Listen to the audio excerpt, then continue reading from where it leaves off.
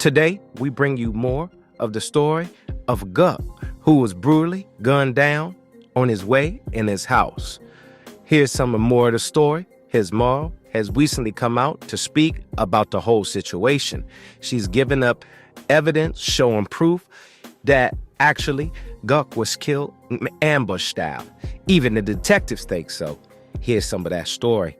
And here's his mom speaking her truth, and we'll get to the baby mom speaking her truth in the 911 call. Whatever she wants to portray for the internet, that's on her. Whatever she wants to portray for the masses, that's on her. But deep down in her heart, she absolutely knows what the truth was. And so he comes to my mom's house unannounced. He did not tell me that he was coming. We didn't have no conversation after we had got off the phone about him speaking to Cody and my mom's phone being lost in the airport. He came unannounced. He didn't tell me. I was unaware that he was coming or had plans even to come. He comes to my mom's house at 328. He comes through the door. Now, when he comes to my mom's house, that gives from 250 to 328. That's almost a 40-minute time gap in between the time where we went upstairs to go to sleep until he came. I was asleep. A few things we do want to clarify. I never said that she set him up. We told the story. The story as we learned it in court, after court, through detectives. The social media took the black and white and came to with their own conclusion of what happened. So don't blame social media and what's actually portrayed as the truth that we kept a secret to hide behind that. And at the end of the day, she, her family, his family will never, ever feel the way that we feel because they didn't lose a child. If you don't know what it's like to be heartbroken every single day, you can't judge me. You can't judge his father. We hold each other up every single day. When we wake up, he goes to work and he'll send me a message and say, I want to encourage you today. It's those things that keep me going each day. As a parent, you should never have to bury your child and then have to bury your child and have to deal with the pain after you bury your child.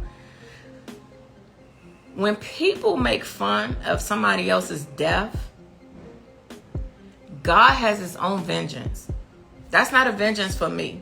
That's not a vengeance for him, and that's not a vengeance for our angel. God will handle his own vengeance. God knows exactly what happened, exactly what the intentions were, and exactly what the expectations were. I'm not here to judge anyone. So no matter what she says about me or my family, it's irrelevant. Words, when we grew up, my mother always told me words don't hurt you. Your words will never hurt me. What you did do that hurt me was you took something that was important, which was my son. So you can say whatever you want to say. You can never give me back what I brought into this world. And then to laugh it off, you and whoever else, I want you to understand, and I want to say this clearly, it's not a game. It's not a game. It's only two people in this world that I wish this pain on, two. And I have friends and I have enemies. You can be my enemy and I still wouldn't wish this type of pain on you. But there are two people. And those two people are the murderer, his mother. She needs to feel my pain. I wish every day that I go to bed that when she wakes up, she feels this pain. Because she will never understand the pain that a mother has to bury. She'll never understand that until she goes through it. She gets to see her son. She gets to call her son. She gets to put money on his commissary. She gets to see him in 15 years or however many years when he comes home. So she'll never understand my pain. The only other person is her mom. The reason why her mom needs to experience this pain is because as a mother, you can't justify you can't make light of what your child did. And until you experience one of your children being buried, you're never going to understand my pain. You're never going to understand my purpose because it hasn't happened to you. Right now, your only focus is to protect your child, not realizing your child puts other people in a situation to lose their child. So I don't expect you to feel my pain. But one day, when you do, whether you admit it or not, you'll say, I understand how she felt and why she felt that way. Until then, you'll never understand the pain that we experience. So again, I personally want to thank everybody that has reached out. My God, the support, the state's attorney, the support of people calling in is unbelievable. Unbelievable. The detectives knew what they were dealing with. They knew it wasn't all truth to the story. But to my knowledge, Trey was asleep. We didn't have sex, nothing. We literally lay down in the bed. We was taking shots a little bit, so we sleepy as 3 in the morning. We lay down and go to bed. I wake up to shots.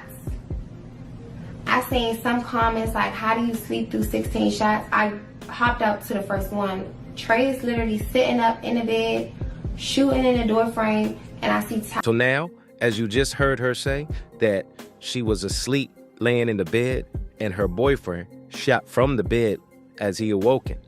But she had also testified right here that he was not in the bed, that he was on the side in the corner, basically ambush style is what the detectives are saying. She had lied on a stand is what the mom is saying. Basically, she had been lied from the very beginning. She says that he was in the corner and that's how he was shot. But sometimes timing is everything, right? Timing is everything. So we decide to celebrate Tyree's life, his legacy. You feel like you have to defend yourself. And in defending yourself, you actually tell some of the truths that was never told before. And what you have to realize, you should never forget what you say or do. Because one thing is, when you're honest, the truth is the truth. Whether it's now or 2 years later, you're never going to forget what you say. When you're not honest, you end up telling on yourself. And you end up telling the truth. So whatever that may be, I'm going to pray for you. Because you need it. And at the end of the day, what's coming, you deserve. Now,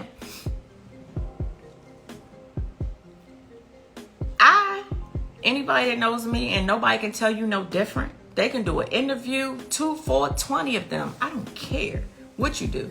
One thing you'll never be able to do in those interviews is pull any black and white on what Tyree's mother, ever said in a disrespectful manner to anybody. I always kept a clear conscience for the support of my son and his memory.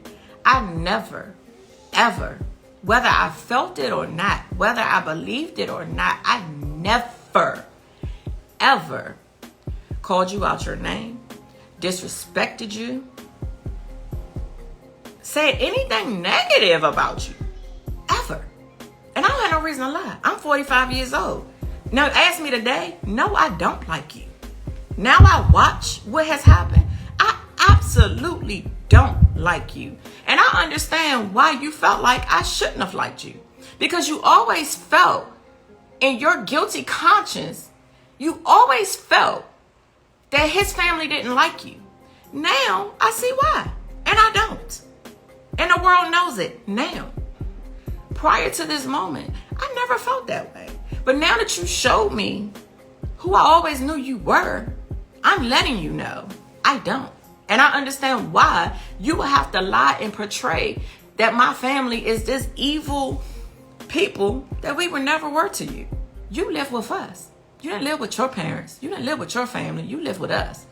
We took care of you when you had nobody else to take care of you. We never turned our back on you when you had nobody else.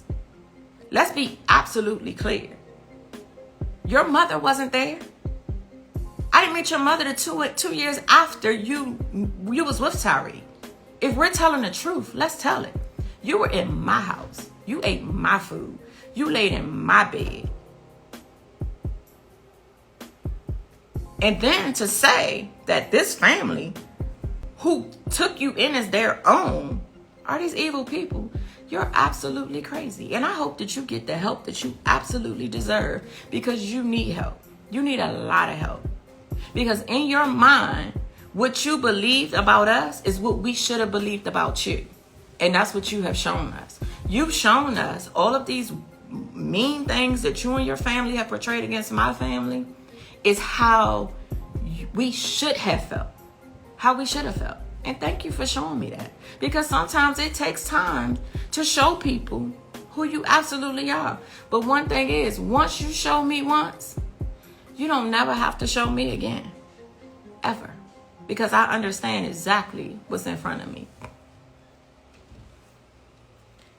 So, in the story, this is the absolute truth.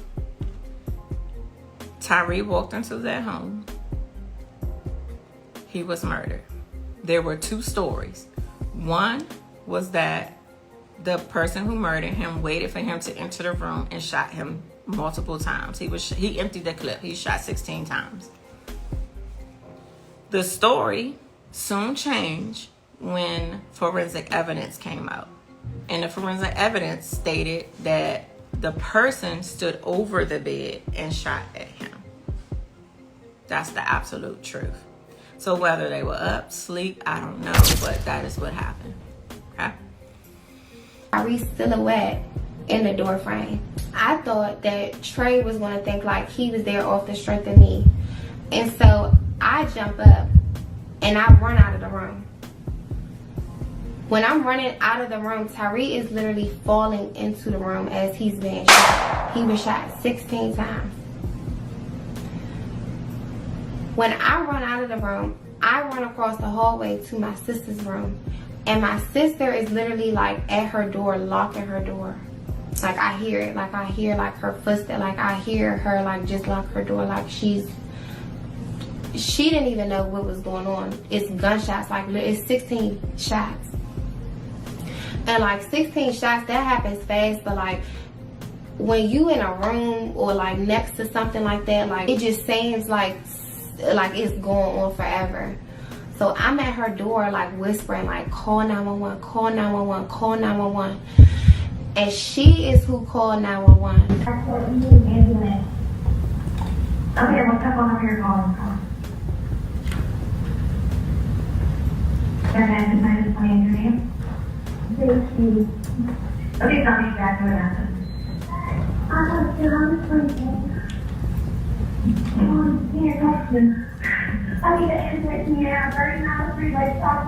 Okay, tell me what happened. I don't know. Did you speak with her?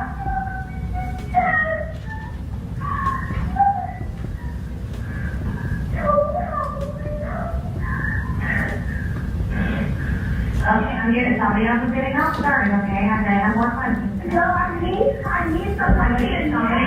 They are getting out started. I'm going to continue to ask questions, okay? Are you with him now? Yes, I'm just going to say to you. How old is he? 1 year old.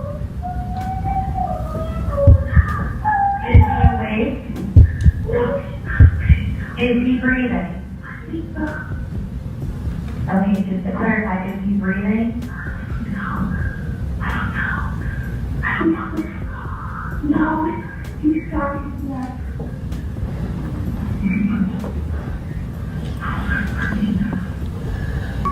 Casey?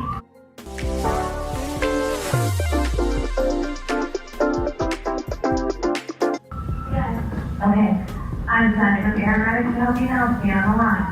Okay? Oh, yeah. Yeah, I'm gonna. I'll get him a complaint for that. Casey, this is 911. Do you know who shot him or where the other person is? No. Hello? You don't know? No. Okay. Is there a weapon there? No.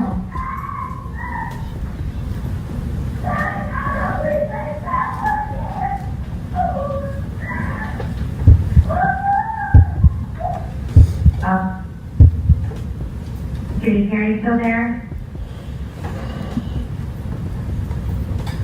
Hello? Are you?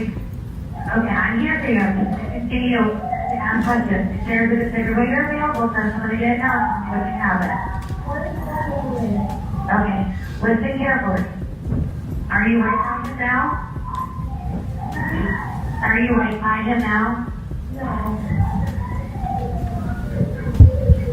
You have a phone as close in as possible. Don't hang up. Do it now and tell me when it's done. You what? Get the phone close enough? Get the phone as close in as possible. Don't hang up. Do it now and tell me when it's done. Okay, close enough. Okay, listen carefully. Lay flat on his back on the floor or ground and remove anything under his head. Remove what? Remove anything under his head. Lay him flat on his back on the floor.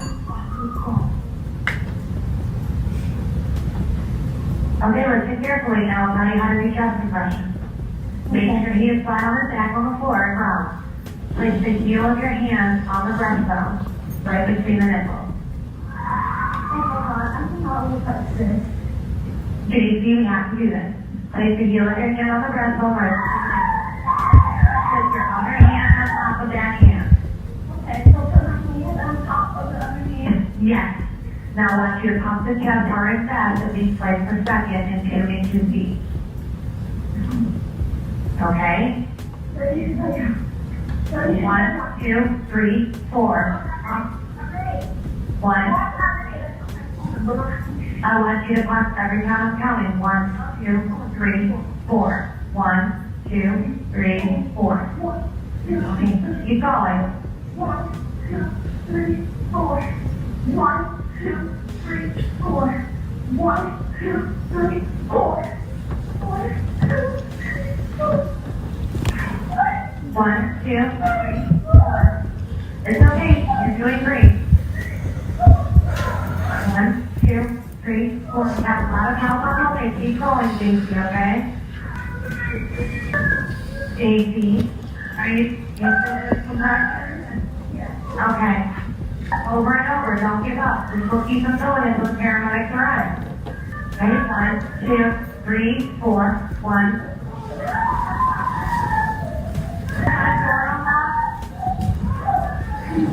Is your friend how old is he? 20 years old. Hey, come here, buddy. Come on, bud. Come on, bud. Okay, are you gonna go back? We have to go back and do compressions, okay? This is update on compressions. Okay. Hey, come on, boy. Let's go. Come on, baby. Come on. Okay, let's move up on the... Okay, just let me go in there right there with you, okay?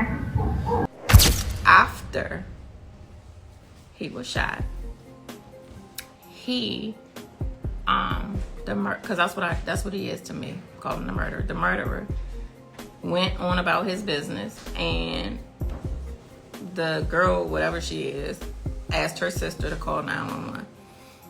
The 911 tape was revealed. There was a few attempts to try to resuscitate him. the family dog that lived in the house was more important than my son's body laying dead. She was looking for her dog. Whatever the dog, King, whatever the name was in the 911 tape, it says she's yelling out the door for the dog. My son is laying in the bedroom, dead. The reason why I share this is I don't care. It could be anybody. I don't have to know you. If a person is laying in front of me, lifeless, I'm going to make every attempt that I possibly can to try to save that person. At no point will an animal be more important than a lifeless body. At no point. Trey runs past me in the hallway while I'm at her door downstairs, and he runs out. I run to the top of the steps because he's running downstairs. He's fumbling with his shoes, and I'm just yelling. I'm like, what did you do? What did you do? Get the fuck out. Get the fuck out. And so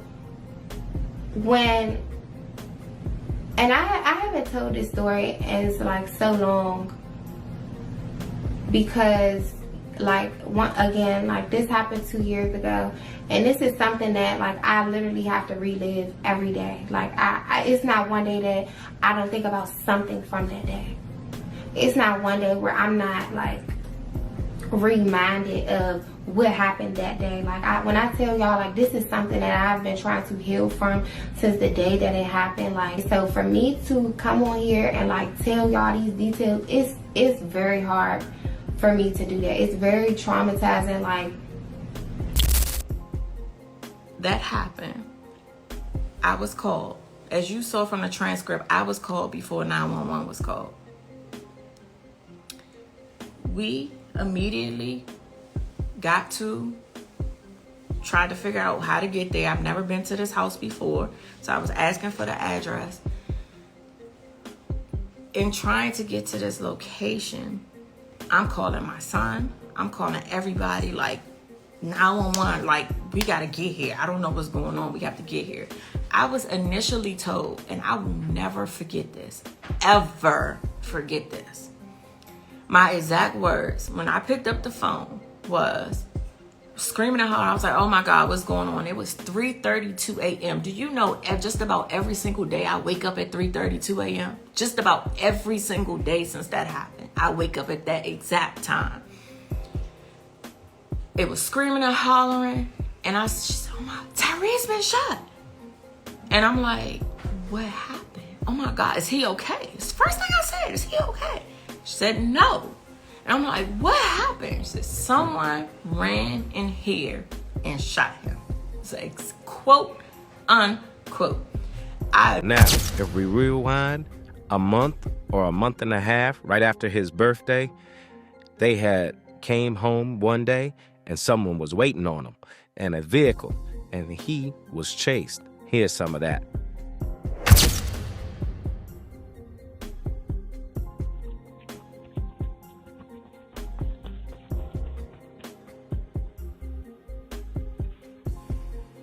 Supposedly, this whole situation was supposed to be a carjacking.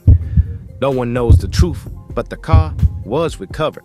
The car is this exact gray vehicle you see right here, parked backwards, right in front of his home.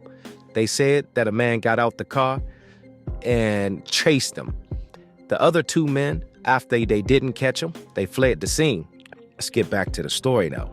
We don't know if it was a backdoor or not, but it looks pretty serious. Immediately called my son because they were together. So I'm like, did someone follow him home? I'm frantic, I'm going off. And my son is like, I don't know, he left the club. And so we were trying to figure it out. Through all of that, when we arrived on the scene, it was 2 officers. So I'm like, what hospital did he go to? Again, these are things I will never ever forget, And the officer said he's not at a hospital.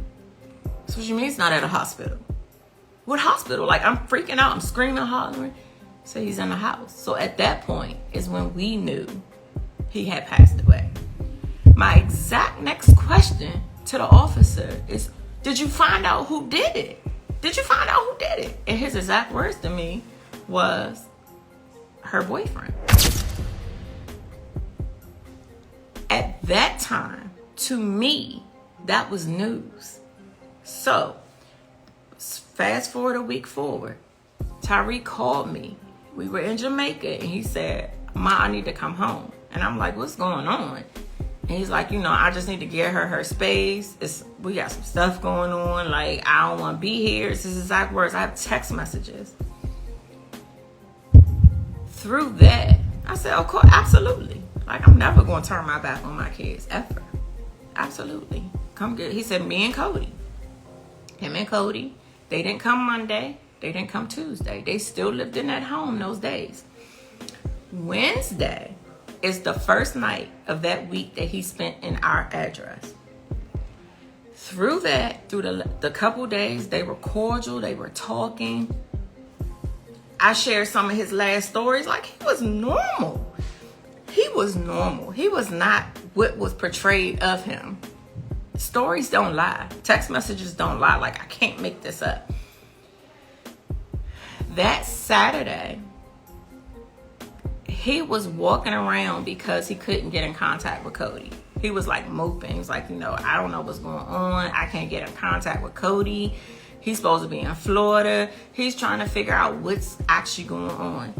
He wanted to talk to his son. He has messages to her sister. Like, is Cody with y'all? Is he okay? Like, that's what a normal person's supposed to do that care about their son. You know how many young people out here that don't take care of their kids or not family? He cared. He cared about his family. So, through that, again, they conversated throughout Sunday. They conversated throughout the day. They went back and forth. Some of the messages were shared. He, by no means, had the impression that they weren't together. Okay, so we been married 25 years. We ain't been together a lot of times during the 25 years. But have we ever really, like, not been together? Like, let's be honest. 25 years. That's how long we've been married. How many times have we not been together in 25 years? But we still sitting right here today. So this completely broken up, not together, I'm sure that's not what he actually believed in his heart. Hers, maybe. Then, so I don't give views because at the end of the day, to be honest with you, I ain't watch video 1 or 2 because it don't matter. You won't get a like or a view from me. But I did hear some bits and pieces about it. You say on that particular video, when you talk about my son, my deceased son, who was your caretaker, when you talk about him, you say, you know how people do back and forth. We all know what we doing. We all with different people. No, I don't know that. You know that? Oh, yeah. I don't understand that. I'm sure our son didn't either. He wasn't really raised like that. He wasn't raised with him and his siblings having like different fathers, back and forth, not in the home. You know what I'm saying? He wasn't raised like that. So where you insinuated that everybody should know, how people do, we don't know that. So I'm sure he didn't. I could speak for him on that. So when we went to trial is when most of this stuff opened up. Now, the murderer was offered a plea deal. He was offered 3 to 8. 3 to 8 years. 3 to 8 years. He turned it down because honestly, in his heart, he felt he did nothing wrong. He felt like he was defending what he thought was his family. I don't know why, but he did. So he turned down the plea deal. Right before trial, I was contacted by his attorney asking if we would, so the family has to be a part of the plea deal. Like, you have to be a part of the agreement. So trial was supposed to start on Monday. We were contacted Friday, late Friday evening, asking was the deal still on the table. And what did we say? No, I can't. I was thinking about it, but the lawyer said no. Right. So He was thinking about taking that deal. He probably should have, but he didn't. But God works in mysterious ways. I'm going to tell you why. I'm going to tell you why God works in mysterious ways. If he would have took that deal, we would not have known none of the stuff that we know today. If he would have took that deal, we wouldn't have known the before and after of what we know today. And as much as it hurt us to sit there in court, not only seeing our son body shot up, because in court, in trial, you see the real life pictures. Not only seeing him laying there with a bullet to the back of his head, with a bullet to his neck, with 14 bullets to his back. Not only did it hurt us to see that, we learned the truth behind the story.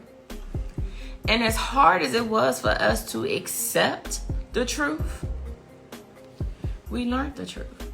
We had to sit through testimony. Different people testified. And one of the testimonies were the owner of the home.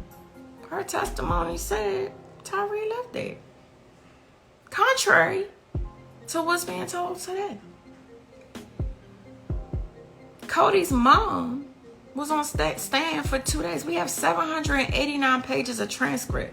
Y'all only saw 14 pages. 14. A transcript is a public record that anybody can obtain. You can hear word for word her story out of her own mouth. I don't have to tell her story. She told her own story. We didn't make this up. We didn't ask for this and we didn't make this up. We have no reason to lie. None at all. Then you heard his story on what he felt like happened. And he didn't really have a story, honestly. He was just as dumb as he looked on the stand. And he honestly looks like somebody that just don't know no better. Like, he just was caught up, just like Tyree was. They was caught up in these looks, material stuff, and they thought they hit the jackpot. And really, both of them hit bankrupt. Both of them. So what may seem like is good is not always good. And I hope that from his story, it changes somebody's life. We have had so many DMs. Oh my God, this is happening to me. I need to get out. Like, please, save yourself. Nobody and nothing is worth your life. He was such a good individual. No matter what these people say about us, our family is unbreakable. And if you don't know that by now, you should know that.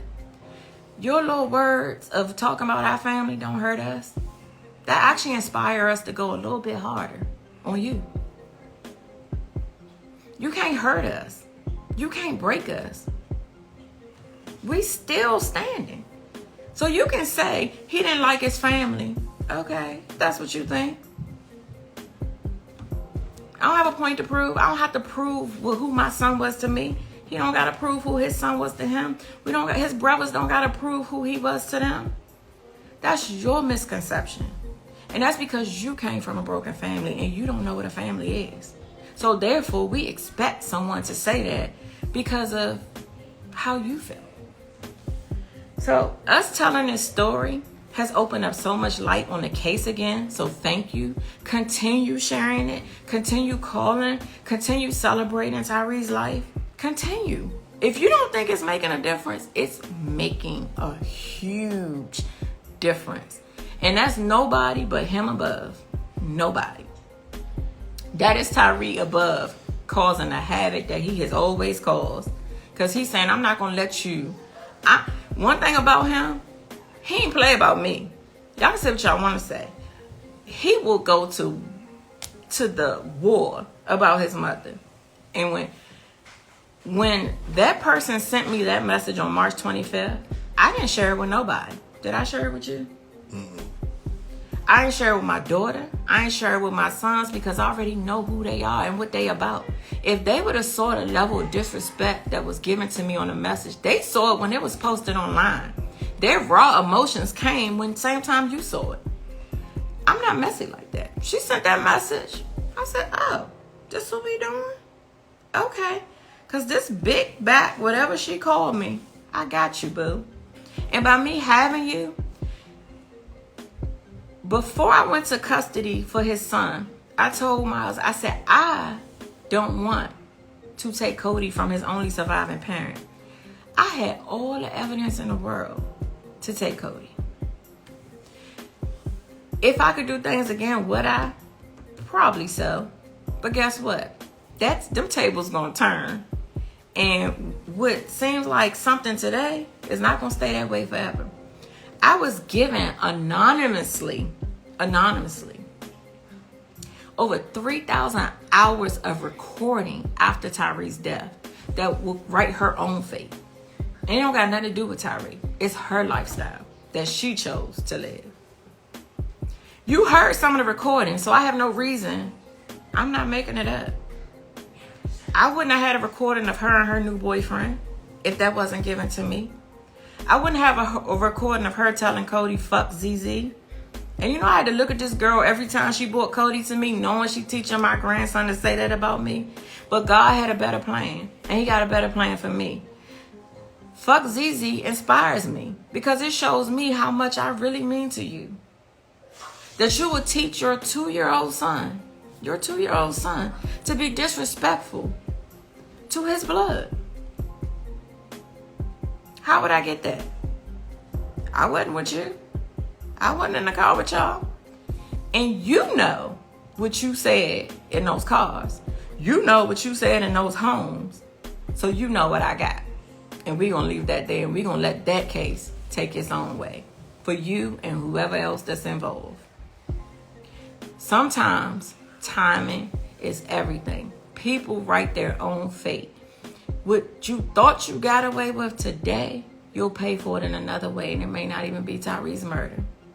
You cannot be out on the street, walking the streets, and living a foul life. I don't care what you say about me. I don't care what you do. I don't care. Because one thing you can't do, when it comes to mine, I'm going to do what's necessary.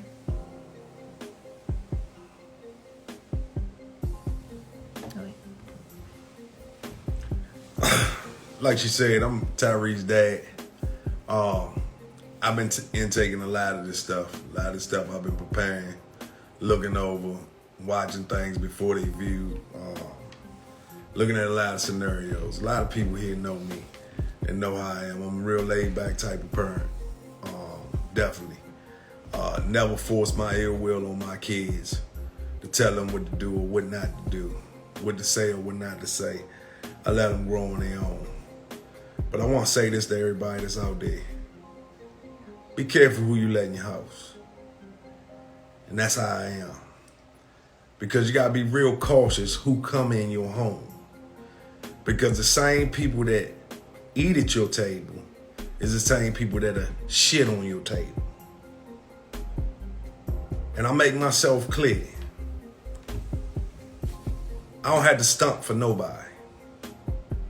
Most of my good friends and my good people that know me and my family, that know how I am, I've always been about family. And my son carried the same traits.